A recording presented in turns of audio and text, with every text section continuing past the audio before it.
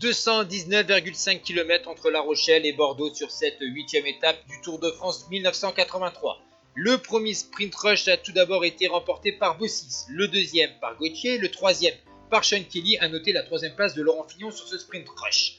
Ici, la côte du Moulin où Duclos-Lassalle a renforcé son maillot à pois en passant en tête. Par la suite, une équipe va se montrer très offensive sur le final de l'étape. Une étape toute plate avec d'abord une attaque de Lupperding de la formation Ting Raleigh, cette équipe néerlandaise composée de gros rouleurs.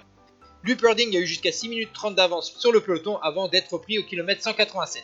Et ici vous voyez que deux néerlandais ont ensuite faussé compagnie au peloton. Il y a donc un coureur de la Tyrrell, Osterbosch, vainqueur du contre-la-montre de Nantes, et Hennie Kuiper, 34 ans, vainqueur de Paris-Roubaix et 5e de la dernière Vuelta. Les deux néerlandais vont avoir plus d'une minute d'avance sur le peloton en entrant dans Bordeaux, tandis que Bernaudo, lui, est sorti du peloton pour essayer de prendre une troisième place sur cette étape bordelaise. Et on va donc assister à un sprint à deux sur l'avenue du Quinconque.